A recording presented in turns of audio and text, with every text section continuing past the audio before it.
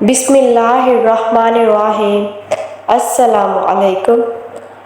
تم پریشانیوں میں مبتلا ہو، آزمائشیں ختم ہونے کی بجائے بڑھتی چلی جا رہی ہیں، راتوں کی نیندیں بھی اڑ گئی ہیں، تم سکون سے سو نہیں پا رہے، تمہیں سکون حاصل نہیں ہے، ہر وقت بے چینی بے تابی ہے، ہر وقت غم میں اور مایوسی میں ڈوبے رہتے ہو، اس سے نکلنے کا کوئی راستہ نظر نہیں آ رہا، تو یاد رکھو تمہارا رب قرآن کریم میں فرماتا ہے کہ اگر خدا تمہاری مدد کرے تو کوئی تمہیں شکست نہیں دے سکتا، اور اگر وہ چھوڑ دے تو اس کے بعد کون تمہاری مدد کرے گا، اور تم کو اللہ پر ہی بھروسہ کرنا چاہیے۔ جانتے ہو اللہ تمہیں بے بسی کے مقام پر کیوں لاتا ہے؟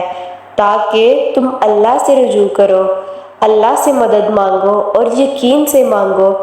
جب تم اپنی مانگی گئی دعاؤں پہ یقین کرنا سیکھ جاؤ گے تو ہر چیز جو تمہیں ابھی ناممکن لگ رہی ہو وہ تمہیں حاصل ہونے لگے گی، غیب سے تمہارے لیے مدد آئے گی۔ جو چیز نصیب میں نہیں ہے دیکھنا وہ بھی تم پا لو گے۔ سنو، دکھ میں کبھی پچھتاوے کے آنسو نہ بہاؤ، کیونکہ تم وہ خوش نصیب ہو جسے اللہ نے آزمائش کے قابل سمجھا ہے، ورنہ بہت سے لوگ تو غفلت میں پڑے ہوئے ہیں، ان کے ہاتھ کبھی دعا کے لیے نہیں اٹھتے۔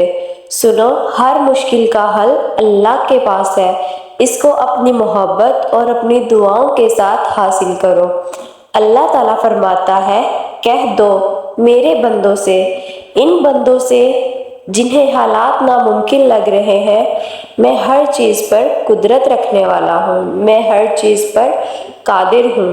پتہ ہے ہر رشتہ کبھی نہ کبھی مان توڑ دیتا ہے اور ہر تعلق کبھی نہ کبھی ساتھ چھوڑ دیتا ہے، صرف اللہ کی ذات ہے جس کا آسرا، جس کا ساتھ ہمیشہ باقی رہتا ہے۔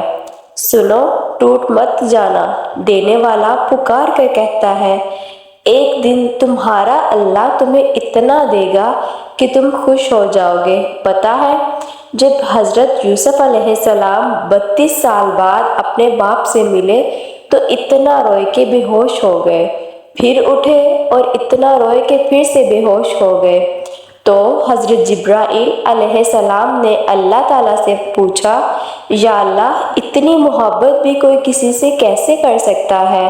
اللہ تعالیٰ نے فرمایا، اے جبرائیل امین، میں امت محمدی کے ہر فرد سے اس سے 70 گنا زیادہ محبت کرتا ہوں۔ اللہ تم سے بے حد محبت کرتا ہے، اس کے ہر فیصلے میں تمہارے لیے بہتری چھپی ہے۔ ہاں، اس کو سمجھنے کے لیے تمہیں وقت لگتا ہے، تمہیں وقت چاہیے ہے، اگر تم صبر سے کام لو۔ زیادہ نہ سوچیں، زیادہ سوچنا انسان کو ختم کر دیتا ہے، بس دعا کریں اور اپنے رب کریم پر چھوڑ دیں، اور پھر آپ ایک دن حیرت انگیز معجزات دیکھ کر حیران رہ جائیں گے اور کہیں گے کہ یہ کیسے ہو گیا۔